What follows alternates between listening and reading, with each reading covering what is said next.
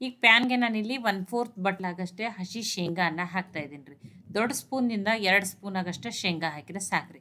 ಒಂದು 4 ಒಣ ಮೆಣಸಿನ್ಕಾಯನ್ನ ಹಾಕ್ತಾ ಇದ್ದೀನಿ. 1 ಸ್ಪೂನ್ ಆಗಷ್ಟೇ ಕೊತ್ತಂಬರಿ ಬೀಜ ಅಥವಾ ಧನಿಯಾನ ಹಾಕ್ತಾ ಇದ್ದೀನಿ ರೀ.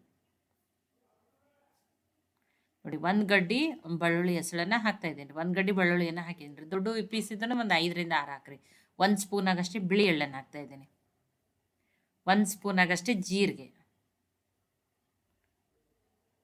ನೋಡಿ ಲೋ ಫ್ಲೇಮ್ದಲ್ಲಿಟ್ಟನೆ ಇವನ್ನೆಲ್ಲನೂ ಹುರಿದು ಬಿಟ್ಟು ತಗೋತೀನಿ ರೀ. ನೋಡಿರಿ ಮೀಡಿಯಮ್ ಅಥವಾ ಹೈ ಫ್ಲೇಮ್ದಾಗ ಇಟ್ಟರೆ ಎಳ್ಳು ಮತ್ತು ಜೀರಿಗೆ ಬೇಗನೆ ಹುರಿದು ಸೀದ್ ಹೋಗ್ತಾವ್ರಿ. ಅದಕ್ಕೆ ಲೋ ಫ್ಲೇಮ್ದಲ್ಲಿಟ್ಟನೆ ಚೆನ್ನಾಗಿ ಹುರಿರಿ. ನೋಡಿ ಹುರಿದ್ಮೇಲೆ ನಾನಿಲ್ಲಿ 1 ಸ್ಪೂನ್ ಆಗಷ್ಟೇ ಒಣ ಕೊಬ್ಬರಿಯನ್ನು ತುರಿದು ಬಿಟ್ಟು ಹಾಕ್ತಾ ಇದ್ದೀನಿ. ಮತ್ತು ಇದು ಸಿಪ್ಪೆ ತೆಗೆದಿಟ್ಕೊಂಡಿರುವಂಥ ಒಣ ಕೊಬ್ಬರಿ ತುರಿಯೋದ್ರಿ.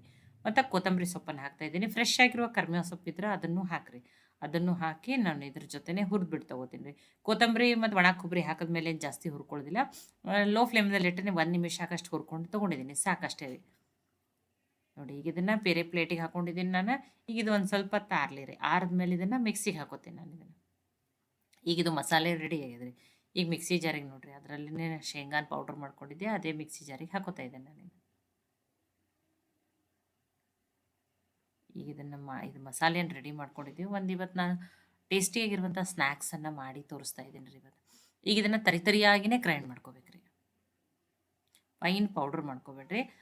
ಚಿಕ್ಕ ಚಿಕ್ಕ ಶೇಂಗಾ ಪೀಸ್ಗಳದ್ದು ಉಳಿಬೇಕು, ಆ ರೀತಿ ತರಿಯಾಗಿಯೇ ಗ್ರೈಂಡ್ ಮಾಡ್ಕೋಬೇಕು. ಈಗ ಮಸಾಲೆ ರೆಡಿಯಾಗಿದೆ. ಇದನ್ನು ನಾನೀಗ ಬೇರೆ ಪ್ಲೇಟಿಗೆ ಹಾಕೋತೀನಿ ರೀ. ನೋಡಿ ಈಗ ಇದನ್ನು ನಾನು ಕತಕ ಸೈಡಿಗೆ ಇಡ್ರಿ. ಅದೇ ಮಿಕ್ಸಿ ಜಾರಿಗೆ ನಾನಿಲ್ಲಿ 3 ಬ್ರೆಡ್ಡನ್ನು ತೊಗೊಂಡಿದ್ದೀನಿ. ನಾನು ವೈಟ್ ಬ್ರೆಡನ್ನು ತೊಗೊಂಡಿದ್ದೀನಿ. ನೀವು ವೀಟ್ ಬ್ರೆಡ್ಡನ್ನಾದ್ರೂ ತೊಗೋಬೋದು, ನಡೀತದೆ. ಅಥವಾ ಬನ್ ಮತ್ತು ಪಾವದು ಇರ್ತಾವಲ್ಲ ರೀ, ಅವನ್ನೂ ತೊಗೊರಿ, ನಡೀತದೆ. ಒಂದು 2 ಹಾಕಿರಿ. ಈಗ ಇದನ್ನು ಪೌಡ್ರ್ ಮಾಡ್ಕೊಳ್ರಿ. ನೋಡಿ ಈಗ ಆ ಮಸಾಲೆಗೆ ಈ ಬ್ರೆಡ್ಡನ್ನು ಏನು ಪುಡಿ ಮಾಡ್ಕೊಂಡಿರಲ್ಲ ಅದನ್ನು ಹಾಕೊಂಡ್ರಿ ಅದಕ್ಕೆ.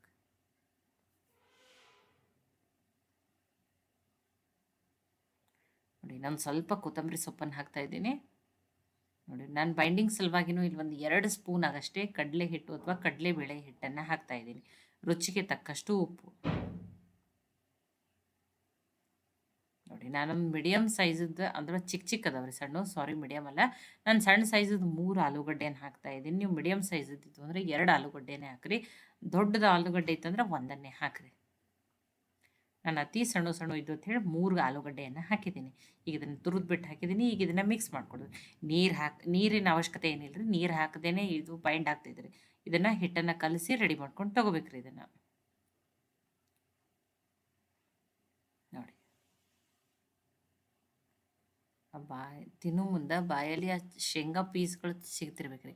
ಆ ರೀತಿ ಮಸಾಲೆಯನ್ನು ನೀವೇನು ಮಾಡಿರಿ ತರಿಯಾಗಿನೇ ಗ್ರೈಂಡ್ ಮಾಡ್ಕೊರಿ. ನೋಡಿ ಈ ರೀತಿ ರೆಡಿ ಆಗಿದೆ. ಈಗ ಇದನ್ನು ಹಿಟ್ಟನ್ನು ನೆನೆಯಾಕೇನು ಬಿಡೋದಿರಲ್ರಿ. ನೋಡಿ ನಾನು ಈಗ ಇದಕ್ಕೆ ಏನು ಮಾಡ್ತೀನಿ, ಕೈಗೆ ಎಣ್ಣೆ ಹಚ್ಕೊಂಡು ಚಿಕ್ಕ ಬಾಲ್ಸ್ ಥರ ಮಾಡ್ಕೋತೀನಿ. ನಾನು ಡೀಪ್ ಫ್ರೈ ಮಾಡಾಕಿದ್ದೀನಿ. ಇಲ್ಲ ನಮಗೆ ಎಣ್ಣೆನೇ ಬೇಡ ಅಂದ್ರೆ ನೀವೇನು ಮಾಡ್ಬೋದು, ಏರ್ ಫ್ರೈಯರ್ ಇತ್ತಂದ್ರೆ ಅದರಲ್ಲಿನೂ ಮಾಡ್ಕೋಬೋದು. ಅಥವಾ ಕಟ್ಲೆಟ್ ಶೇಪ್ದಲ್ಲಿ ಮಾಡ್ಕೊಂಬಿಟ್ಟು ನೀವು ಶಾಲೋ ಫ್ರೈ ಮಾಡಿಬಿಟ್ಟು ತಿನ್ಬೋದು. ನಾನು ಏನು ಫ್ರೈ ಮಾಡಾಕಿದ್ದೀನಿ ಅಂತ ಹೇಳಿ ಚಿಕ್ಕ ಬಾಲ್ಸ್ ಥರ ಮಾಡ್ಕೋತಾ ಇದ್ದೀನಿ. ಅಥವಾ ಈ ರೀತಿ ನೋಡಿರಿ ಸಿಲಿಂಡ್ರಿಕಲ್ ಶೇಪ್ದಲ್ಲಿನೂ ಏನು ಮಾಡ್ಕೋಬೋದು, ಅಥವಾ ನಗೆಟ್ಸ್ ಇರ್ತಾವಲ್ಲ ಆ ರೀತಿ ಆ ಶೇಪ್ದಲ್ಲೇನು ಮಾಡ್ಕೋಬೋದು ರೀ. ನಾನು ಚಿಕ್ಕ ಬಾಲ್ಸ್ ಶೇಪ್ದಲ್ಲೇ ಮಾಡ್ಕೋತೀನಿ. ಮತ್ತು ಆಲ್ರೆಡಿ ಎಣ್ಣೆನೂ ಕಾಯ್ಲಿಕ್ಕಿಟ್ಟೀನಿ ರೀ. ಎಣ್ಣೆನೂ ಚೆನ್ನಾಗಿ ಕಾಯ್ದು ಒಂದನೇ ಅದನ್ನು ಮಾಡ್ಕೊಂಡಿದ್ದೀನಿ. ಇವು ಉಳಿದಿದ್ದೆಲ್ಲ ಚಿಕ್ಕ ರೌಂಡ್ ಬಾಲ್ಸ್ ಥರ ಮತ್ತು ಚಿಕ್ಕ ಇದನ್ನು ಮಾಡ್ಕೊಂಡಿನಿ ರೀ. ಆಲ್ರೆಡಿ ಎಣ್ಣೆನೂ ಚೆನ್ನಾಗಿ ಕಾಯ್ದು.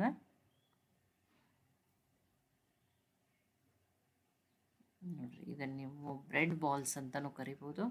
ತುಂಬಾ ಟೇಸ್ಟಿಯಾಗಿರ್ತದೆ. ಇದಕ್ಕೂ ಒಂದು ಸ್ವಲ್ಪ ವಡಾಪಾವ್ ಫ್ಲೇವರು ಬಂದಿರ್ತದೆ ರೀ. ಇದಕ್ಕೆ ವಡಾಪಾವ್ ಬಾಲ್ಸ್ ಅಂತಲೂ ನೀವು ಕರಿಬೋದು. ಲೈಟ್ ಗೋಲ್ಡನ್ ಕಲರ್ ಆಗೋವರೆಗೂ ಕರೆದ್ಬಿಟ್ಟು ತೊಗೊಳೋಣ್ರಿ. ಮತ್ತು ಒಂದು ಚೂರೂ ಎಣ್ಣೆ ಹಿಡಿಯಲ್ರಿ. ನೋಡಿ ಎಷ್ಟೋ ಸಲ ಬ್ರೆಡ್ ತಂದಾಗ ಒಂದು 3-4 ಪೀಸ್ ಬ್ರೆಡ್ ಉಳಿದು ಹಾಳಾಗ್ತಿರ್ತಾವೆ, ಅಥವಾ ಏನೋ ಆಗಿ ಉಳಿದ್ಬಿಟ್ಟಿರ್ತಾವೆ. ಅವಾಗೂ ನೀವು ಇದನ್ನು ಟ್ರೈ ಮಾಡ್ಬೋದು. ನೋಡ್ರಿ ಎಷ್ಟು ಚೆನ್ನಾಗಿ ಬಂದಾವೆ. ಎಲ್ಲವನ್ನೂ ನಾನು ಕರೆದ್ಬಿಟ್ಟು ತೊಗೊಂಡಿದ್ದೀನಿ. ಇದನ್ನು ಬಿಸಿ ಹೀಗೆ ಮೆಣಸಿನ್ಕಾಯಿ ಜೊತೆನೂ ಸರ್ವ್ ಮಾಡ್ಬೋದು, ನಡೀತದೆ. ನಿಮಗೆ ಇದ್ರ ಕ್ರಿಸ್ಪಿನೆಸ್ನು ತೋರಿಸ್ತೀನಿ ನೋಡಿ ಎಷ್ಟು ಚೆನ್ನಾಗಿ, ಎಷ್ಟು ಕ್ರಿಸ್ಪಿಯಾಗಿದೆ. ಸೌಂಡ್ದಿಂದನೇ ಗೊತ್ತಾಗುತ್ತೆ ಎಷ್ಟು ಚೆನ್ನಾಗಿ. ನೀವು ನೋಡಿರಿ ಆಯಿಲೂ ಒಂಚೂರು ಕೈ ಕಟ್ಕೊಂಡಿಲ್ಲ, ಮುರಿದ್ಬಿಟ್ಟು ತೋರಿಸ್ತೀನಿ ನೋಡಿ. ಎಷ್ಟು ಪರ್ಫೆಕ್ಟ್ ಆಗಿಯೇ ಬಂದ ನೋಡ್ರಿ. ನೀವು ಇದನ್ನು ಬ್ರೆಡ್ ಬಾಲ್ಸ್ ಅಂತಲೂ ಕರಿಬೋದು ಅಥವಾ ವಡಾಪಾವ್ ಬಾಲ್ಸ್ ಅಂತಲೂ ಕರಿಬೋದು. ತುಂಬಾ ಟೇಸ್ಟಿಯಾಗಿದೆ. ಇದನ್ನು ಸಾಸ್ ಜೊತೆ, ಗ್ರೀನ್ ಚಟ್ನಿ ಜೊತೆ, ಮಯೋನೈಸ್ ಜೊತೆನೂ ಸರ್ವ್ ಮಾಡ್ಬೋದು.